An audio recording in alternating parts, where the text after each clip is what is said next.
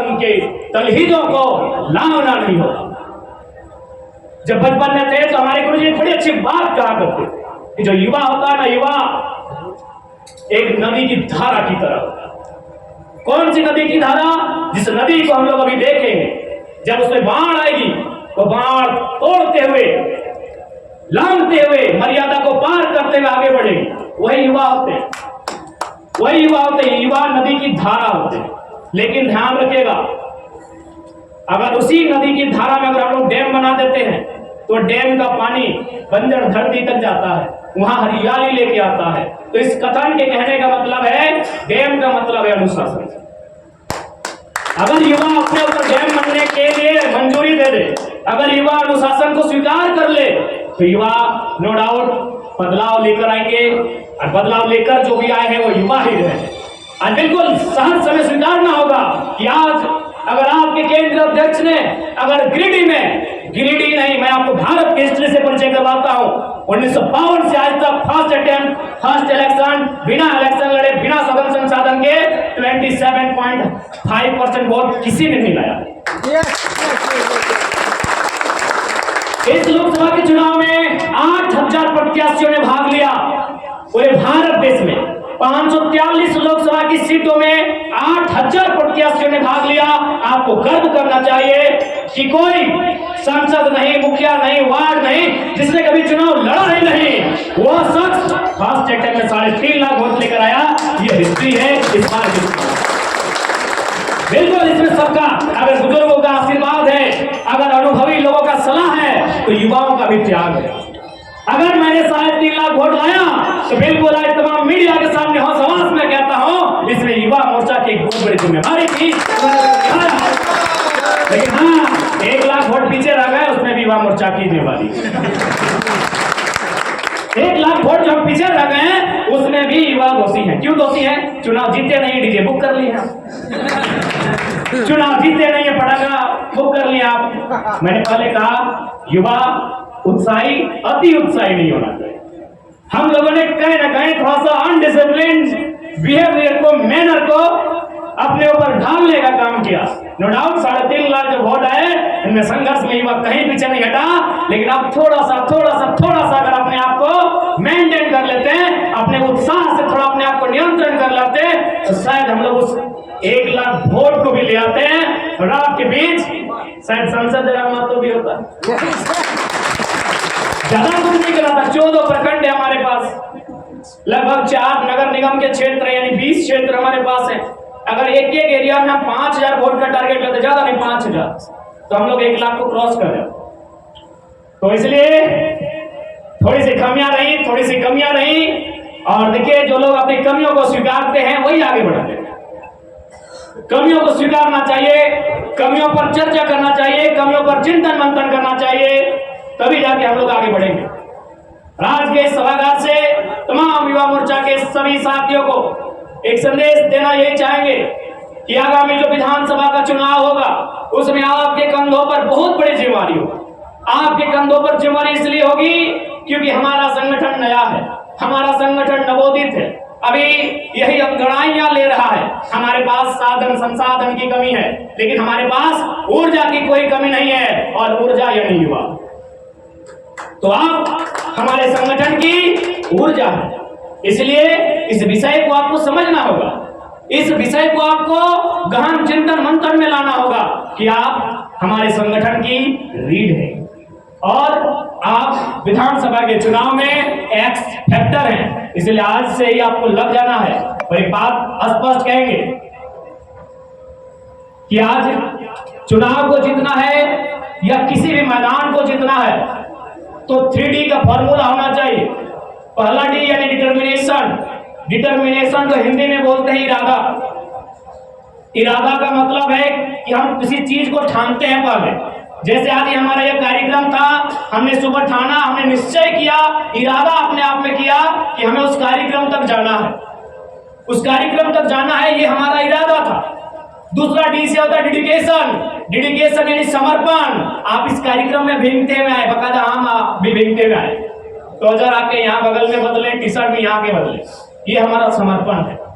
इरादा भी था, डिटर्मिनेशन था, डेडिकेशन भी था, समर्पण भी था, लेकिन थोड़ा सा हम लोग कभी कभी डिसिप्लिन मेंटेन नहीं करते, जो कि इंपॉर्टेंट है। डिटर्मिनेशन, डेडिकेशन, डिसिप्लिन, जब ये तीनों चीजें हमारे यूथ मेंटेन करेंगे, हमारे संगठन के साथ ही मेंटेन करेंगे, विधानसभा के चुनाव में बहुत ही पॉजिटिव और बेहतर रिजल्ट हमारे पक्ष में होगा। और आज आपको ये करना होगा। लाखों सताए लोग आपसे उम्मीद की निगाहों से आपको देख रहे हैं। आज आपको ये करना होगा, आपको त्याग करना होगा। आज आपको समर्पित भाव से अपनी मिट्टी के प्रति सच्ची श्रद्धा से आपको लगाना होगा और इस चुनाव के मोड में अपने आप को केंद्रित करना होगा। और एक बात हमेशा याद रखिएगा, बहुत सारे प्रलोभन आएंगे, हमें आशा है आप उस प्रलोभन में कहीं उनके सामने झुकेंगे नहीं। आप अपने दल के अपनी आइडियोलॉजी को लेकर आप घर तक जाएंगे, हर एक आंगन तक जाएंगे और विधानसभा चुनाव में हमारे लिए, हमारे संगठन के लिए सबसे ज्यादा अगर कोई फैक्टर का काम करेगा तो नो डाउट युवा मोर्चा के साथ ही करेंगे।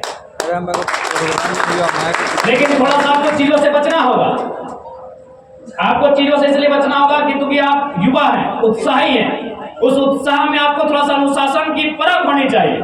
जिस उदाहरण के लिए हमारे आदरणीय छोटे भाई विष्णु विद्रोही जी आए हैं, कोल्हान से हमारी यात्रा थी, रात 2 बजे थोड़ा हो गई बड़े भाई छोटे भाई में। आज जो हमारी बातचीत हुई थी एकदम सेम इन लोग खुद तो नहीं लिखा, हमारे विपक्षी दलों से लिखवा दिया। ठीक है, आप नहीं होंगे, लेकिन उस 8 लोगों की टीम में आप भी थे। हमारी और आपकी नाराजगी होगी, स्वाभाविक है, कि कोई भी संगठन एक परिवार होता है, उससे भी हमारा बहुत मनमुटाव होता है, मोतीलाल जी से भी होता है। लेकिन आप अगर अपनी जानकारियों को, अपनी इंफॉर्मेशन को शत्रु तक पहुंचा देते हैं, ये बड़ा दुर्भाग्य है। जी मात्र 8 लड़के थे, आप लोग रात 2 बजे आपसे मुलाकात होती है और आपसे जो हमारी बात होती है हूबहू एक लाइन विपक्षी लोग सोशल मीडिया में लिखते हुए दिखते हैं। इसीलिए मैंने कहा युवा अगर पॉजिटिव हो जाए तो आशावादी है और नेगेटिव हो जाए तो अनर्थ करता है। इसलिए आज आपको इन विषय को सोचना होगा, क्योंकि आज हमारे संगठन से लाखों लोगों की आशाएं हैं।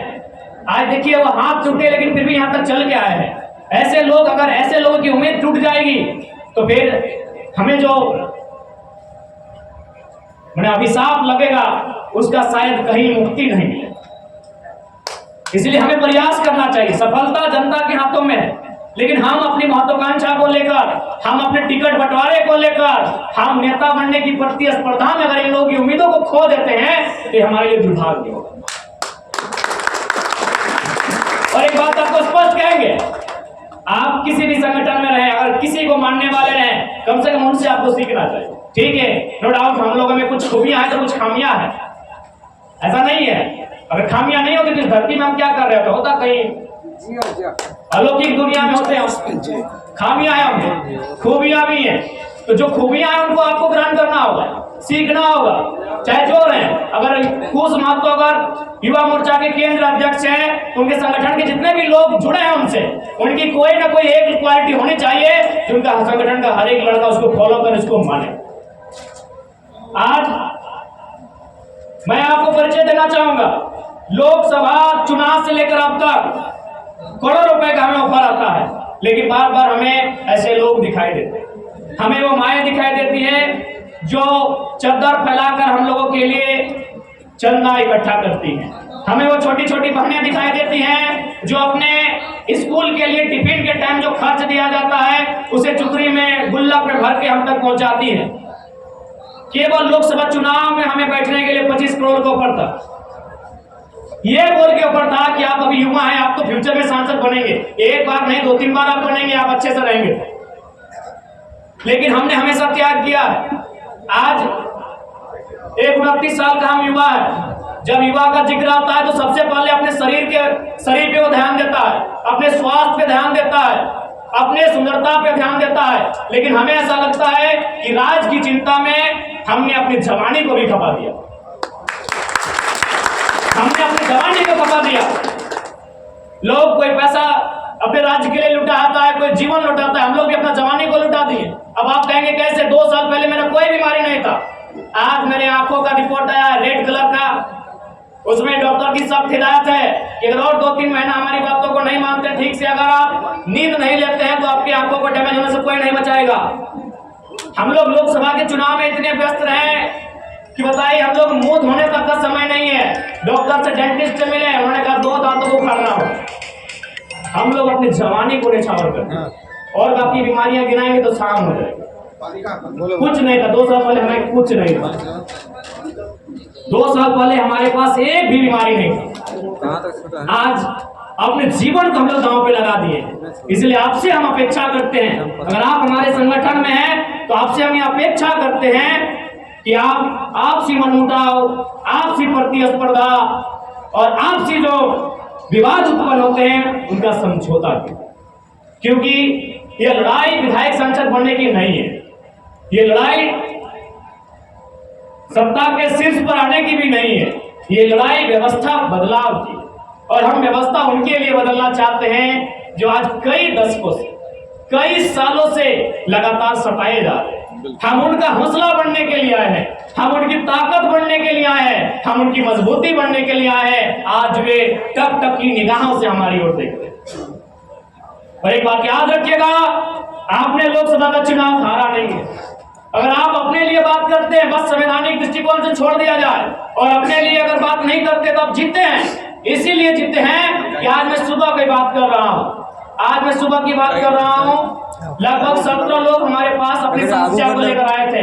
हमने केवल टेलीफोन से 7 समस्याओं का समाधान किया। ये हार नहीं है, ये हार नहीं है। आज हम 1 लाख दाग के बारे में सुने कि उन्होंने किसी पदाधिकारी को अपना परिचय दिया। पहले उन्होंने कहा 1 लाख अंसारी। बोला कौन 1 लाख अंसारी? तो कहा जयराम महतो की टीम से धनबाद लोकसभा से 80,000 वोट तीसरा नंबर लाने वाला 1 लाख अंसारी। तो बोला बोलिए 1 लाख की क्या बात है? तुरंत उनका स्वर बदल गया। बिल्कुल, इसमें कोई शर्म नहीं। अगर 1 लाख अंसारी ने अपना परिचय दिया 80,000 वोट लाने वाला, तो कोई शर्म नहीं है। परिचय को जनता ने दिया। हमने अपने नाम दिया कि राजा थोड़ी बोला है, महाराजा चक्रवर्ती लगा के थोड़ी परिचय दिए हैं कि सुल्तान 1 लाख अंसारी, शहंशाह शाहनवाज अख्तर, राजा मोतीलाल महतो, सम्राट कुश महतो, हमने ये परिचय तो नहीं दिया है। बिल्कुल तगड़ा परिचय दिया है, क्योंकि ये परिचय जनता का परिचय है। ये परिचय आपको जनता ने दिया। तो हमको तो लगता है जो लोग जीत के गए हैं उनसे बेहतर हम लोग मुद्दों को सॉर्ट आउट कर रहे हैं, उनसे बेहतर हम लोग लोगों की समस्या का समाधान कर रहे हैं। तो ये हार कैसे? अगर हम अपने लिए सोच रहे तो ये हार है कि हमें सांसद नहीं बन पाए, हमारी 3 लाख की सैलरी होती वो नहीं मिल पाई, आगे पीछे 4-4 गाड़ियां होती वो नहीं मिल पाई, 8 को पुलिस बॉडीगार्ड होते वो नहीं मिल पाया। अगर हम अपनी नजर से देख रहे हैं तो शायद हार है, लेकिन अगर आप जनता की नजर से देख रहे हैं तो हम लोग आज भी जीते।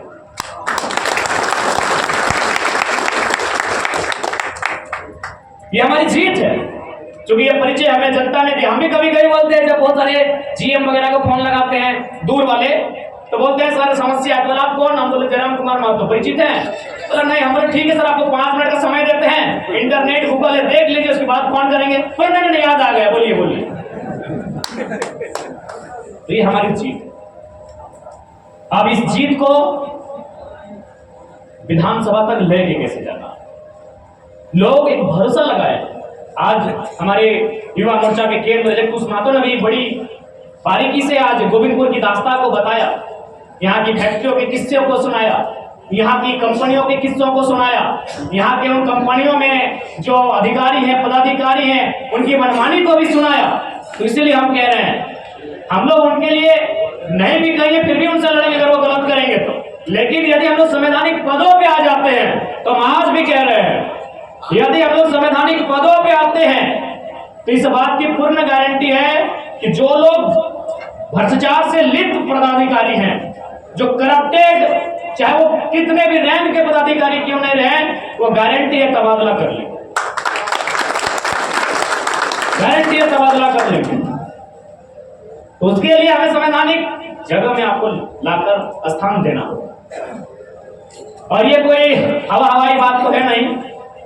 हमारे बीच हमारे केंद्रीय युवा मोर्चा के कोषाध्यक्ष कुलदीप कुमार भी हैं, जो चंद्रपुरा से आते हैं। आपको अगर डाउट है तो उनसे पूछिए। चंद्रपुरा में रैयतों का कंपनी का एक विवाद हुआ था, जिसमें 14 कितना कुलदीप जी कितने लोगों पर एफआईआर हुआ था? 14 या कितने लोगों पर एफआईआर हुआ था, पीछे आप पूछ लीजिए। लेकिन उसके पदाधिकारी ने क्या बोल के एफआईआर को रोक के रखा था?